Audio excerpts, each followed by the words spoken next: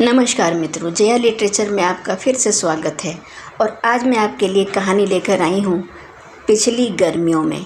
लेखक हैं निर्मल वर्मा। तो चलिए सुनिए कहानी पिछली गर्मियों में। वह 2 सीढ़ियाँ नीचे उतरा और अंतिम सीढ़ी पर आकर ठिठक गया। पाँव के अंगूठे से पानी को छुआ। एक गुनगुनी सी झंझनाहट उसकी नंगी देह में फैलने लगी। एक आतुरता सी हुई अपने को खुला छोड़ देने की, किंतु उसने अपने को रोक रखा। उसकी निगाह पूल अर्थात तालाब पर टिक गई, जो उजली सफ़ेद धूप में शांत और स्थिर था। कुछ अलसाया सा भी, जैसे अक्सर गर्मियों में ठहरा पानी हो जाता है। वह अपने को और अधिक नहीं रोक सका। एक क्षण बाद ही उसकी देह सफ़ेद नीले पानी में खो गई। गर्मी के उन अंतिम दिनों में वह अक्सर यहाँ आता था। वह दोपहर भर नीचे रहता, पानी के नीले और ठंडे अंधेरे में। कुछ देर के लिए अपने शहर को भूल जाता, घर को भी। पानी के भीतर उसे लगता जैसे वह सो रहा हो। जब वह बाहर आया, महीप हवा में हाथ हिलाता हुआ उसे बुला रहा था। वह पूल के किनारे घास पर लेटा था। पीछे की ओर क्लब की सफ़ेद इमारत पर धूप उतर रही थी। काफ़ी हो गया, चलो भीतर चलें, महीप ने कहा। तुम नहीं नहाओगे? आज नहीं, तुम जल्दी करो, तुम्हारे लिए मैंने अपनी प्यास रोक रखी है। वह चाहता था कुछ देर और पानी में लेटा रहे। वह चाहता था रात भर पानी में लेटा रहे। पूल के चारों तरफ बिजली के डंडे जलने लगे थे। दूसरी तरफ एक छोटी सी लड़की डाइविंग बोर्ड पर खड़ी थी। शायद कूदते हुए डर रही है, उसने सोचा। वह तौलिए से अपनी देह रगड़ने लगा। तुम ऊब नहीं जाते? किससे? मैं 5 मिनट से ज़्यादा पानी में नहीं रह सकता। उसने गीला जांघिया उतार दिया। महीप का मुंह लाल हो गया और दूसरी ओर मुंह फेर लिया। तुम बिल्कुल प्रिमिटिव हो, महीप ने कुछ झल्ला कर कहा। वह हंसने लगा। उसके मन में ज़बरदस्त इच्छा हुई कि वह पुल में दोबारा चला जाए, इस बार बिना जांघिए के। कितना फ़र्क पड़ जाता है अगर पानी में देह बिल्कुल नंगी हो। कुछ देर बाद वे क्लब के लाउंज में चले आए। देर तक तैरने के बाद बियर जैसी कोई चीज़ नहीं, उसने सोचा, और वह ठंडी हो और कोई काम न हो। पिछले कई दिनों से उसके पास कोई काम नहीं है।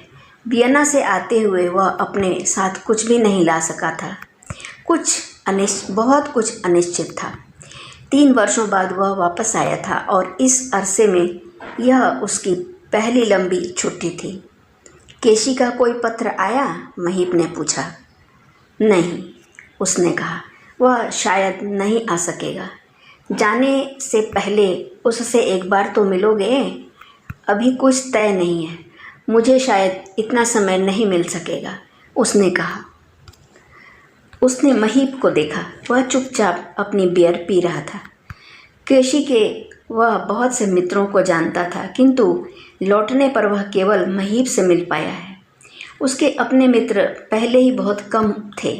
जो थे वे इन वर्षों में केशी के इतने निकट आ गए हैं कि कभी कभार जब वह उनसे मिलता है तो लगता है जैसे वह अपने नहीं, केशी के मित्रों से ही मिल रहा है। बियर पीते हुए जब सब बातें चुप जाती हैं तो वे केशी को ले बैठते हैं। सीट बुक करा ली? महीप ने कुछ लापरवाही से पूछा। वह शायद यह प्रश्न 300 बार पूछ चुका है। हर बार लापरवाही पहले से ज़्यादा कुछ बढ़ जाती है। अभी नहीं।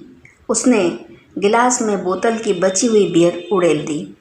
अभी काफ़ी दिन हैं, उसने कहा। अरसे से उसने गिनना बंद कर दिया है। पहले वह सोचता था यह दिन है, यह रात। पानी के नीचे कटे निखरे और साबुत पत्थरों की तरह वे चमकते रहते। वे अब भी वहाँ होंगे, लेकिन अब वह उन्हें गिनता नहीं।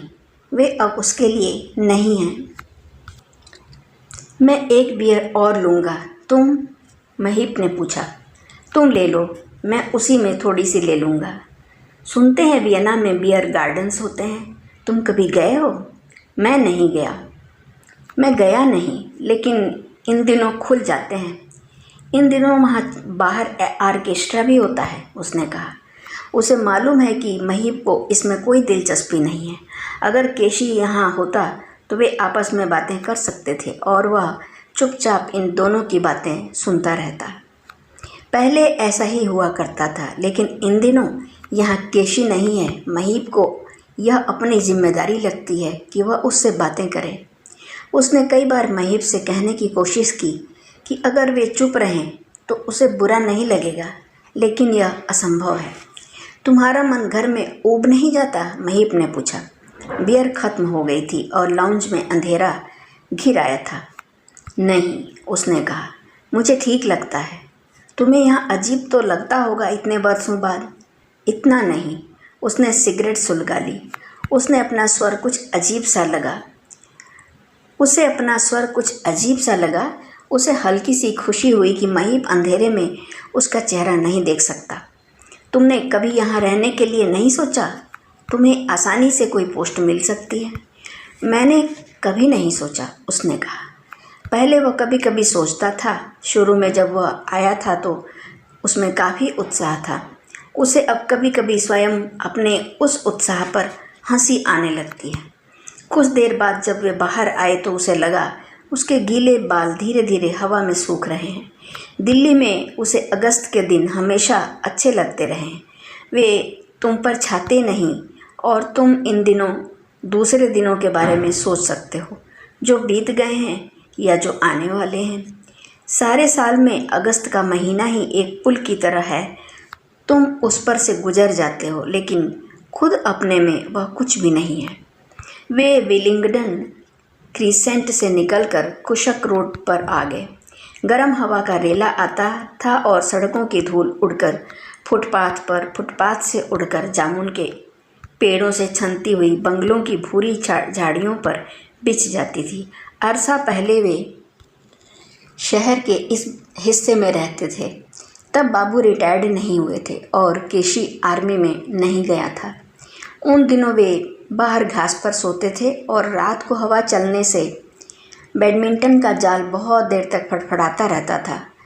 उन रातों में नीता हमेशा रोती रहती थी। वह उसकी बहन है और उन्हें पता नहीं चलता था कि उसने कोई बुरा स्वप्न देखा है या वह हवा में जाल की फड़फड़ाहट सुनकर डर गई है। उसने सोचा वह यह बात महीप से कहे, किंतु फिर वह कुछ सोचकर चुप रह गया। महीप सोचेगा वह बियर पीकर यह सब कह रहा है। ऐसे क्षणों में केशी हमेशा चुप रहता था। वह कहा करता था कि पीने के बाद अगर तुम अतीत के बारे में सोचने लगो तो तुम में डीपर फीलिंग नहीं है। मुझ में वह नहीं है, उसने सोचा। शायद बचपन में रही होगी। एक रात उसने केशी से कहा, देखो मैं मर रहा हूँ। तब वह बहुत छोटा था। केशी उससे बहुत प्रभावित हुआ था। बाद में उसने उससे कहा, अगर तुम उस दिन सचमुच मर जाते तो कुछ भी नहीं होता। तब मैं सिर्फ उदास हो जाता, लेकिन तुमने सिर्फ कहा और मरे नहीं। यह डीप फीलिंग है। यह बहुत ही डीप फीलिंग है। सेक्रेटेरिएट की इमारत के सामने आकर वे ठहर गए।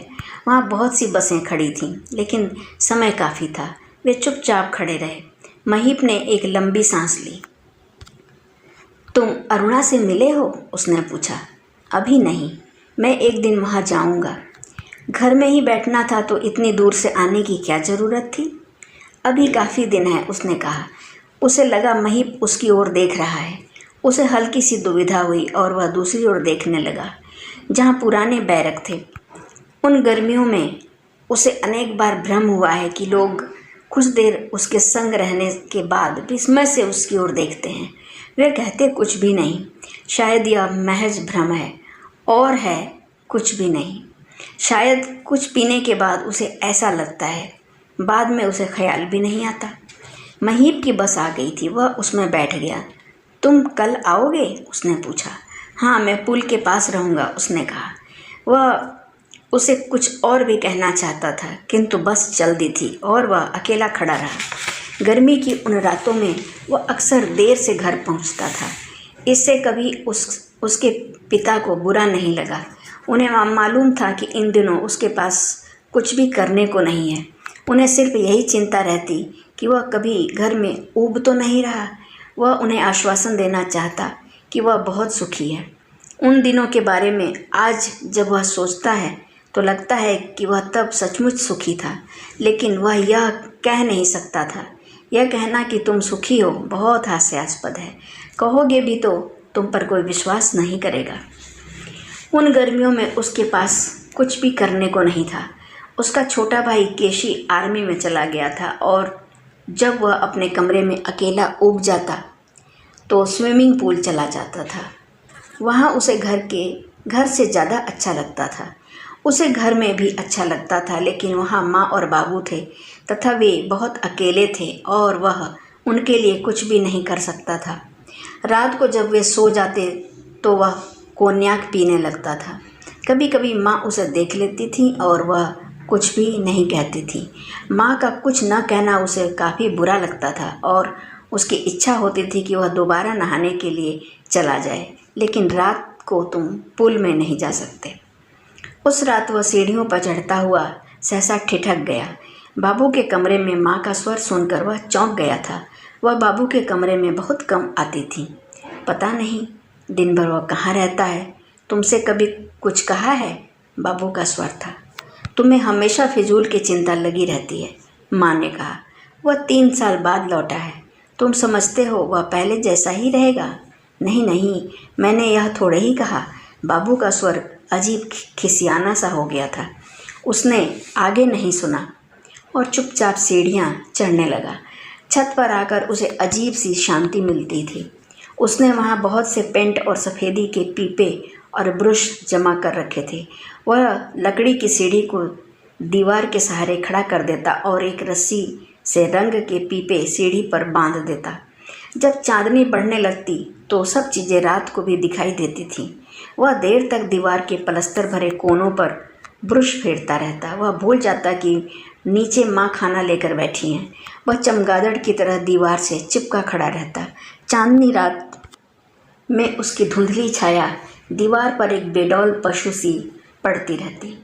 अगस्त की इन गर्म रातों में उसने छत और दीवारों को करीने और साफ सफ़ेदी से लीप पोत डाला था।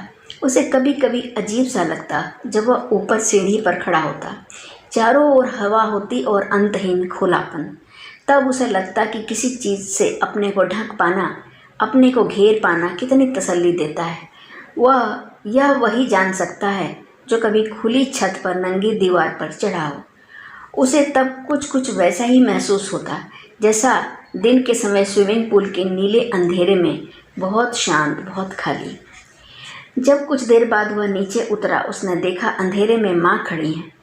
उसे देखकर वह तनिक लज्जित सी हो आई। तुम यहाँ कब से खड़ी हो? उसने पूछा। कुछ नहीं, तुझे देख रही थी। तू कमरे में नहीं था इसलिए यहाँ चली आई। माँ एक बहुत छोटी स्त्री हैं। उम्र के साथ वह सिकुड़ती गई हैं। खाना नहीं खाएगा? कब से पड़ा है? उसने कहा। वह व्यस्त सा हो उठा। चूने में भीगा हुआ ब्रश और पीपा उसने कोने में रख दिया, सीढ़ी को लिटा दिया। तुम चलो, मैं आता हूँ, उसने कहा। जब से वह आया है उसे माँ का व्यवहार विचित्र सा लगता है। पहले वह उससे बातचीत करती थी शुरू में, किंतु जब से उसके जाने के दिन वापस आ गए हैं वह चुप रहने लगी हैं। बोलती अब हैं लेकिन कुछ आतंकित भाव से, और उन्हीं बातों को दोहराती हैं जिन्हें वह पहले कह चुकी हैं। 3 साल पहले जब वह गया था उसने कुछ नहीं कहा था। अब वह दोबारा जा रहा है तो भी उसके बारे में उसने कभी कोई चर्चा नहीं की। वह उसके कमरे में आती हैं तो भी दबे पाँव से। एक बार आधी रात में उसकी आंख खुल गई थी।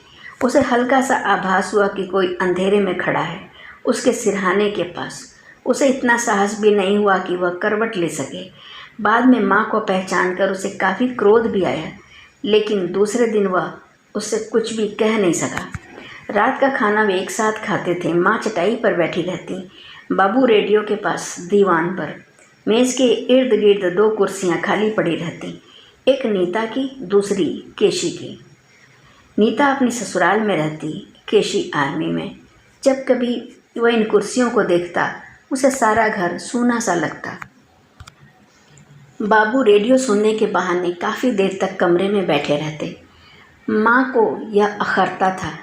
उसे बाबू के प्रश्न भी ज़्यादा समझ में नहीं आते थे। वह विस्मय से कभी उसकी ओर देखती थी, कभी बाबू की ओर। वे कभी न समझ पाते थे इन 3 वर्षों के अंतराल के बाद कैसे बात की जाए। यह सब तो तुम्हें वहाँ क्या खाने को मिलता होगा। बाबू माँ की ओर देखते और मुस्कुराने लगते। वह चाहता जल्दी से खाना खत्म करके ऊपर चला जाए, लेकिन वह बैठा रहता। खाने की बात सुनकर माँ कहती, अच्छा नीता कहती थी वहाँ मांस मच्छी के सिवा कुछ मिलता नहीं, क्यों? अभी वह जवाब नहीं दे पाया होता कि बाबू पूछते, अच्छा सर्दी तो वहाँ काफ़ी पड़ती होगी। हाँ, लेकिन कमरों में सेंट्रल हीटिंग रहती है, भीतर पता नहीं चलता, वह धीरे से कहता। मैंने तुम्हें ओवरकोट खरीदने के लिए लिखा था। माँ उठकर अपने कमरे में चली जाती। घर में एक बोझिल सा सन्नाटा घिर आता। वह प्रतीक्षा करता। उसे लगता बाबू उससे कुछ कहेंगे। बाहर अगस्त की गर्मी और उजली रात सिमट आती। बाबू कुछ न कहते और अपलक उसकी ओर देखते रहते। बगलों के पास उसकी कमीज पसीने से तर हो जाती। वह भीतर ही भीतर प्रार्थना करता रहता कि वे कुछ कह दें जिससे बरसों से खिंचा यह अजीब सा तनाव टूट सके। किंतु आखिरी छोर पर आकर सहसा बाबू इरादा बदल देते हैं। दरवाजे के पास वे रुक जाते, कहते, क्या छुट्टी बढ़ा नहीं सकते? वह प्रश्न भरी दृष्टि से उनकी ओर देखने लगता। बाबू समझ न पाते तो पूछता, कुछ काम है क्या? कुछ काम है? नहीं, काम क्या होगा? बाबू के चेहरे पर वही खिसियानी सी मुस्कुराहट चली आती। मैं सोचता हूँ दिवाली इस बार यहाँ की कर लेते, उन दिनों केशी भी आ जाएगा। वह चुप रहता। उसे मालूम है यह असंभव है, लेकिन वह कहता कुछ नहीं। वह ऊपर छत की बरसाती में चला गया। इस घड़ी सारा घर खामोश हो जाता है। बरामदे की बत्ती बुझ जाती। केवल देर तक माँ के कमरे की बत्ती जली रहती। उसे बहुत कम नींद आती थी। खाने के बाद वह अपने कमरे में चली जाती और वहीं अकेली बैठी रहती। उसे हल्की सी खुशी होती, अब कोई नहीं आएगा। वह अपने पलंग पर बैठ गया। कोने में एक पोटली रखी थी जिस पर पिछले वर्षों में धीरे धीरे धूल और गर्द इकट्ठा होती गई थी। वियना जाने से पहले उसने अपने स्कूल और कॉलेज की किताबें इसी पोटली में बांध कर रख दी थी। दीवार पर जुआग्री का एक प्रिंट लगा था जो उसने लाई पार्जम के केशी को भेजा था। केशी को हमेशा बहुत सी चीज़ों में दिलचस्पी रही थी। पुराने चित्र, रिकॉर्ड, किताबों के पहले एडिशन। वियना में उसकी चीज़ों को खरीदते हुए उसे हमेशा परेशानी उठानी पड़ती थी। उसे स्वयं कभी इन चीज़ों से लगाव नहीं रहा। इन छुट्टियों में भी जब उसके पास कुछ भी करने को नहीं है, वह उन किताबों में से एक को भी नहीं पढ़ पाता।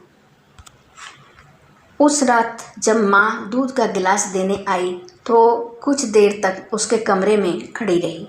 यहाँ बैठ जाओ माँ, उसने कहा। नहीं, मुझे काम है, माँ ने कहा। तुम अरुणा से मिले थे? नहीं, अभी नहीं, उसने कहा। फिर उसे अपने झूठ पर हल्का सा खेद हुआ। किसी दिन हो आओ, जब तुम यहाँ नहीं थे वह अक्सर तुम्हारे बारे में पूछती थी। मैं किसी दिन वहाँ जाऊँगा, उसने कहा। माँ, तुम कब तक खड़ी रहोगी? मैं ठीक हूँ, मैं अब जा रही हूँ, माँ ने कहा। लेकिन फिर भी वह खड़ी रही। वह शायद समझ गई थी कि वह झूठ बोल रहा है। वह हमेशा समझ जाती हैं। मैं सोचती हूँ कुछ दिनों के लिए केशी के पास हो आओ, वहाँ तुम्हारा मन लग जाएगा। मेरा मन यहाँ भी लग गया है। फिर अब तो ज़्यादा दिन भी नहीं रहे, उसने कहा। हाँ, अब ज़्यादा दिन नहीं रहे, माँ ने कहा। उसका स्वर सुनकर वह चौंक सा गया।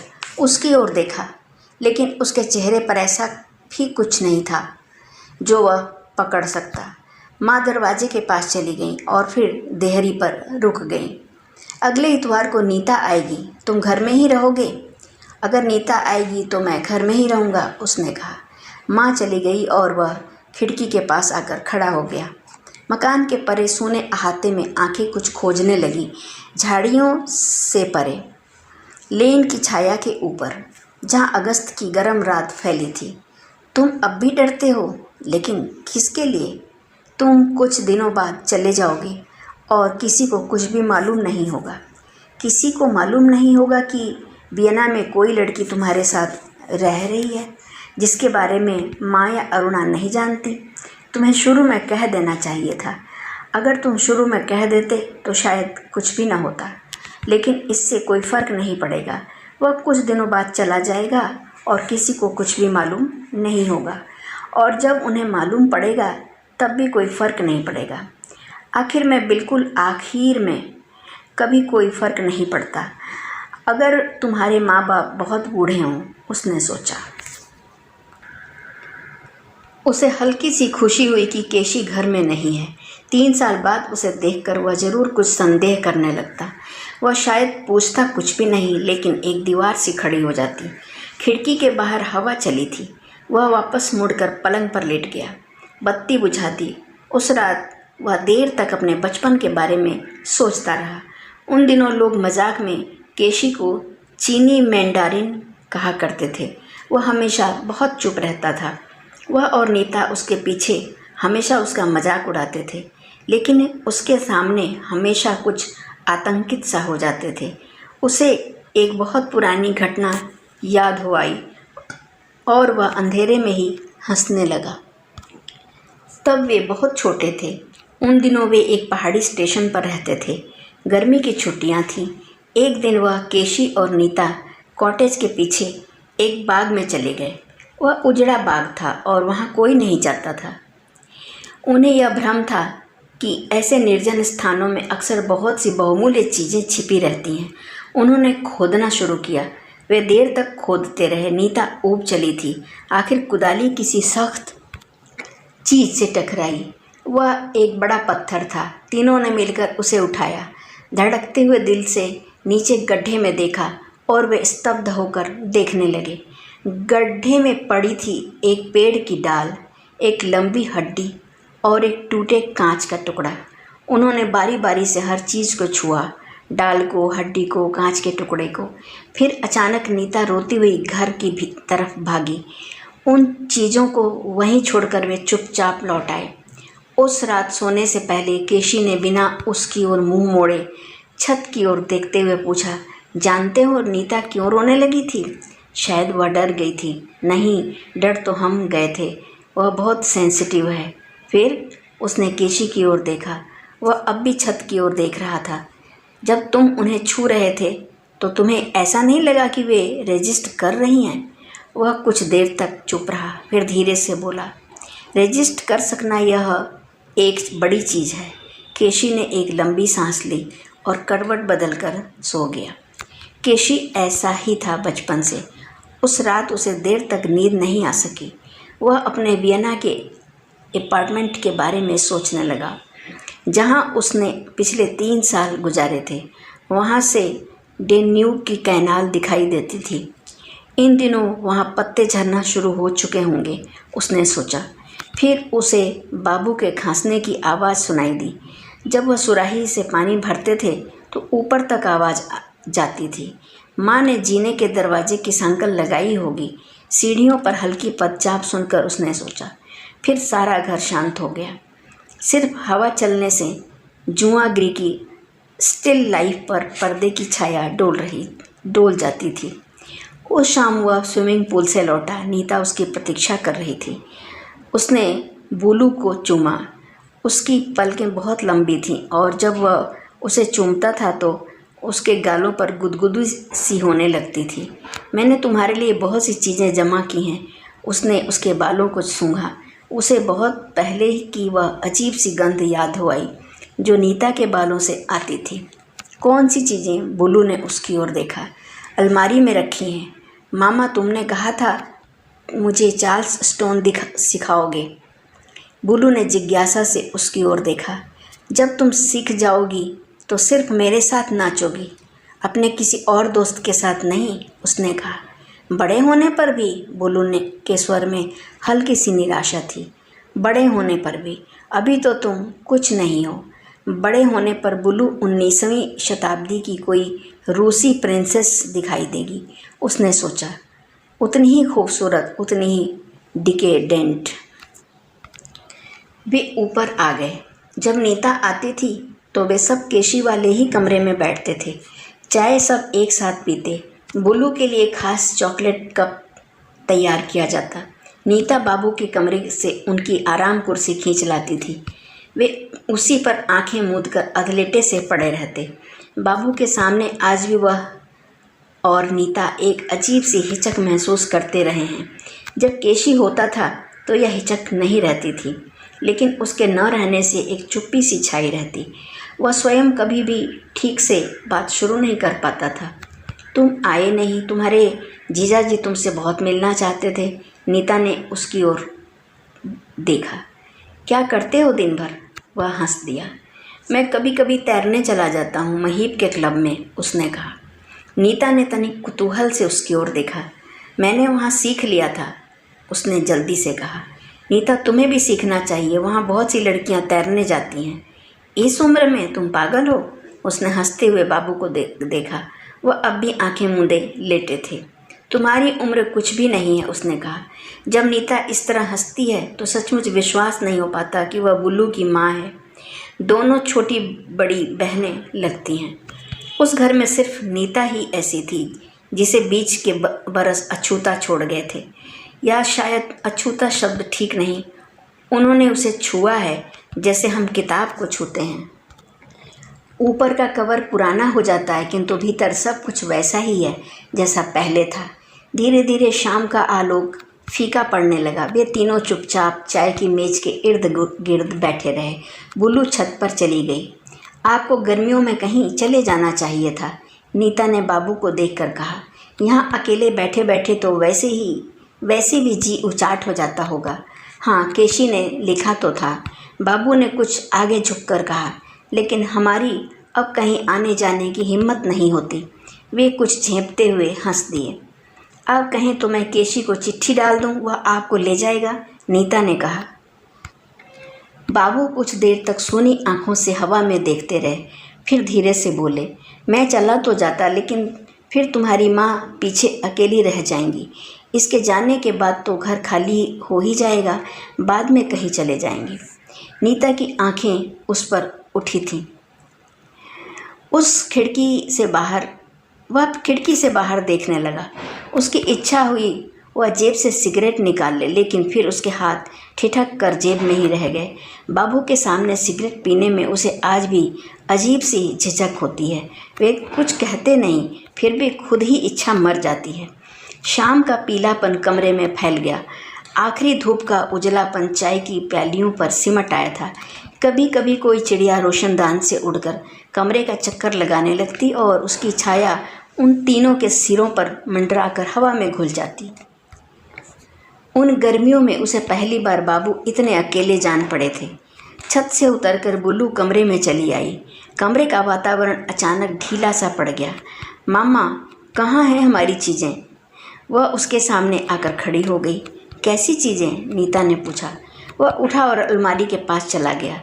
निचली दराज से उसने चमड़े का लंबा बैग निकाल लिया, जो उसने आने के पहले वियना में खरीदा था। लेकिन बुल्लू में इतना धैर्य कहाँ था कि प्रतीक्षा कर सके। उसने हाथ के झटके से बैग छीन लिया और मेज पर रखकर उसे खोलने लगी। दूसरे ही क्षण बहुत से छोटे बड़े सिक्के चमचमाते हुए मेज पर बिखर पड़े। एक क्षण के लिए बुल्लू विश्वास न कर सकी। उसने अपनी कुर्सी मेज के पास खींच ली। वह धीरे धीरे उसे समझाने लगा। ऑस्ट्रियन शिलिंग, फेरो आइलैंड्स का क्राउन, इटालियन लीरा, वह जिन जिन देशों में गया था उन सबके सिक्के उसके पास होते गए थे। जर्मनी का मार्क दिखाते हुए सहसा उसके हाथ ठिठक गए। उसे अचानक वह रात याद आई जो उसने बर्लिन की सड़कों पर बिताई थी, लेकिन बाकी सिक्कों को छूते हुए उसे कुछ विशेष भी याद नहीं आया। लगा जैसे बुल्लू के साथ वह भी उन्हें पहली बार देख रहा हो। तुम फेरो आइलैंड भी गए थे? नीता ने तनिक आश्चर्य से पूछा। तुमने कभी खत में नहीं लिखा? हम वहाँ सिर्फ एक रात ठहरे थे, उसने कहा। क्या वे उतने ही छोटे हैं जितने नक्शे पर दिखते हैं? बुल्लू ने कुतूहल से पूछा। उसने बुल्लू की हथेली को अपने गाल से दबा लिया। वे तुम्हारी हथेलियों से छोटे हैं, उसने कहा। मामा शुरू करें? बुल्लू उससे सट गई। उसने नीता की ओर देखा। वह दीवार के कोने में बैठी थी। बाबू बहुत पहले अपने कमरे में जा चुके थे। अगस्त का धुंधलापन हर चीज़ पर मटियाली रेत सा बिछ गया था, गर्म और किरकिरा सा। उसने मेज बीच से हटा दी। बुल्लू जल्दी जल्दी सिक्कों को समेटने लगी। उसके भूरे बाल ढीले होकर कंधे पर झुक आए थे। उसे आज ही अगस्त की वह शाम याद है। वह कुछ क्षणों के लिए भूल गया था कि वह दिल्ली में अपने घर में है। बुल्लू को चार्ल्स स्टोन सिखाने में ज़्यादा देर नहीं लगी। उन्होंने रेडियो में बहुत खींचतान के बाद एक ऐसा स्टेशन खोज निकाला था जहाँ से थोड़ा बहुत म्यूजिक रुक रुक कर बाहर आता था। चार्ल्स स्टोन से उसका दूर का संबंध भी नहीं था। शायद वह ट्यून किसी ने पहली लड़ाई के ज़माने में बनाई थी, लेकिन उनके लिए इतना ही काफ़ी था। इतना ही काफ़ी था क्योंकि कुछ देर बाद वे रेडियो को भूल गए। बुल्लू जब घूमकर उसकी ओर देखती तो वह अकेला सा हो जाता। फिर वे पास आते। बुल्लू उसकी बाहों में सिमट जाती। एक छोटी सी उड़ती हुई मुस्कुराहट उसके होठों को छू जाती और वे अलग हो जाते। यह मुस्कुराहट उसके लिए नहीं थी। इस उम्र में पहली बार चार्ल्स स्टोन नाचते हुए लड़कियों की यह मुस्कुराहट किसी के लिए नहीं होती। यह वह वियना में बहुत पहले जान पाया था। मामा, तेजी से, बुल्लू धीरे से उसके कानों में फुसफुसाई। उसका चेहरा पीला सा पड़ गया था और वह बहुत उत्तेजित सी हो आई थी। नाचते हुए उसकी आंखें बहुत उज्जवल सी हो जाती थीं। उसने यह पहले भी देखा था। हर बार वह कुछ घबरा सा जाता था। किसी लड़की की आंखों को सह पाना जब वे बिल्कुल चेहरे के सामने हों और इतनी ही उज्जवल हों जैसी बुल्लू की अक्सर हो जाती थी, उसके लिए हमेशा यातनामय रहा है। अच्छा, अब बंद करो, बहुत हो गया। कमरे के अंधेरे कोने से नीता का स्वर सुनाई दिया। वे उसे बिल्कुल भूल गए थे। मामा, अभी नहीं, बुल्लू ने कहा। उसने माथे से पसीना पोंछा। उसे लगा जैसे पिछले महीनों में उसकी आदत बिल्कुल छूट गई है। अब नहीं बुल्लू, फिर किसी दिन, उसने कहा। फिर कब? बुल्लू की आंखें अचानक डबडबा आईं। तुम चले जाओगे और मैं सब भूल जाऊंगी। फिर उसे अपने ही आंसुओं पर शर्म सी हो आई। उसने हंसते हुए कहा, तुमने मुझे सबसे पहले वॉल्ट्स सिखाया था, याद है? उसने उसकी आंखों में देखा और उसे अपना स्वर ही अजीब सा लगा। Bullu, let us have a waltz. Bullu ने नीता की ओर देखा और मुस्कुराने लगी। वॉल्ट्स के लिए बुल्लू में कुछ ऐसी चीज़ थी जो वह कभी नहीं समझ पाया। केशी की डीप फीलिंग नहीं, बल्कि एक खास तरह का मोह जिसे देखकर वह हमेशा आतंकित सा हो जाता। लेकिन उस शाम वे बहुत सुखी थे। नीता भी दीवान के आगे खिसक आई और मुस्कुराते हुए उन्हें देख रही थी। एक बार उन्होंने उसे भी अपने साथ खींचने की कोशिश की, लेकिन उसने हंसते हुए अपने को छुड़ा लिया था। कमरे में पीला सा अंधेरा घिर आया था। उनके स्टेप्स की गति इतनी धीमी थी कि कभी कभी उसे भ्रम हो जाता कि वे एक ही जगह पर खड़े हों। हालांकि रेडियो की गड़गड़ाहट के बीच वह ट्यून अब भी सुनाई पड़ जाती थी, वही ट्यून जो किसी ने पहले युद्ध के ज़माने में बनाई थी। उसके नोट्स माचिस की जलती तीली की तरह हवा के छोटे से घेरे में सिमट गए थे। अब जरा ऊपर भी उठते थे तो लगता था जैसे तीली से हाथों का घेरा हट गया हो और वह नंगी होकर अंधेरे कमरे में फड़फड़ा रही हो। उस धुंधलके में उसे बुल्लू बहुत बड़ी सी लग रही थी। उसने अपना सिर उसके कंधों पर टिका दिया था, लेकिन उसकी सांसों से लगता था जैसे वह अभी बहुत छोटी है। उसके बालों से वही पहचानी सी गंध आ रही थी, बहुत अरसा पहले गर्मी की छुट्टियों और पहाड़ी स्टेशन की गंध, जो बचपन में उसकी माँ या नीता के बालों से आती थी। वे ठहर गए। रेडियो की ट्यून अचानक बुझ गई थी। नीता ने उठकर कमरे की बत्ती जला दी। तुम तो पूरे एक्सपर्ट जान पड़ते हो, नीता ने हंसते हुए कहा। उसकी सांस उखड़ने लगी थी। सिगरेट लगाकर वह आराम कुर्सी पर बैठ गया, जिस पर अभी कुछ देर पहले बाबू बैठे थे। मामा तुम तो वहाँ हर शाम को नाचने जाते होगे। बुलू ने ईर्ष्या से उसकी ओर देखा। उसने अपने बाल पीछे समेट लिए थे। उसकी बड़ी आंखों में एक ज्वरग्रस्त आलोक सिमट आया था। खिड़की के बाहर लैंप पोस्ट जलने लगा था। उसके परे दिल्ली का आकाश था, अगस्त के बुझते आलोक में अवसन्न और सूना सा। बुलू थक कर दीवान पर लेट गई थी। माँ ने नीता को किसी काम से रसोई में बुला लिया। वह कुछ देर तक कमरे में अकेला बैठा रहा, नीता की प्रतीक्षा में। नींद के बोझ से बुलू की आंखें मुदने लगी थीं, लेकिन अब भी उसके गाल जल रहे थे। उसने धीरे से बुल्लू के जूते उतारकर कोने में रख दिए। मामा, बुल्लू ने अपनी आंखें खोल दी। क्या बात है बुल्लू, तुम जा रहे हो? मैं कहीं भी नहीं जा रहा। बुल्लू ने आंखें फिर मूंद ली और दीवार की ओर करवट बदल ली। उसने कमरे की बड़ी बत्ती बुझा दी, सिर्फ टेबल लैंप जलते रहने दिया। वह कुछ देर तक बुल्लू को देखता रहा। उसे लगा जैसे वह तुर्गनेव की कोई हीरोइन हो। फिर धीमे दबे कदमों से बाहर चला गया। ऊपर कोई नहीं था, सिर्फ हल्की सी चांदनी थी जो अगस्त की उन उमस भरी रातों में फटे मैले चीथड़े सी हर मकान की छत पर पड़ी रहती थी। सामने बहुत से मकान थे, एक दूसरे से सटे हुए। पानी के पाइपों के बीच चौकोर दीवारें किसी घिसे पीटे सिनेमा स्क्रीन सी दिखाई देती थीं, जिनके आर पार कभी कोई बेडौल सी छाया रेंग जाती थी। अब शायद कोई नहीं आएगा, उसने सोचा। वह बरसाती में चला आया, बत्ती जलाई, फिर अपना सूटकेस खोला। आर्कियोलॉजी की कुछ पुस्तकें ऊपर रखी थीं, जिन्हें वह अपने साथ वियना से ले आया था। नीचे कपड़े थे, उन्हें हटाकर उसने तौलिए से लिपटी कोन्याक की बोतल निकाल ली, जो वह आते समय अपने साथ ले आया था। शुरू में यहाँ अकेले बैठकर पीना उसे काफ़ी मनहूस सा जान पड़ता था। इच्छा होती थी तो उसे टाल जाता था, लेकिन जब किसी रात देर तक नींद नहीं आती तो वह थोड़ी सी पी लेता था। वैसे भी कोन्याक वह एक साथ ज़्यादा नहीं पी सकता था। यूँ घर में पीते हुए उसे आज भी थोड़ी झिझक होती थी, तसल्ली भी होती थी, लेकिन बाद में कुछ पी लेने के बाद वह हमेशा वियना के बारे में सोचने लगता था। लेकिन यह वह बाद में सोचता था। शुरू में एक अजीब सा डर लगता था, लेकिन जब पी लेने के बाद वह बिस्तर में लेटता था तो न डर लगता था और न वियना के बारे में सोचता था।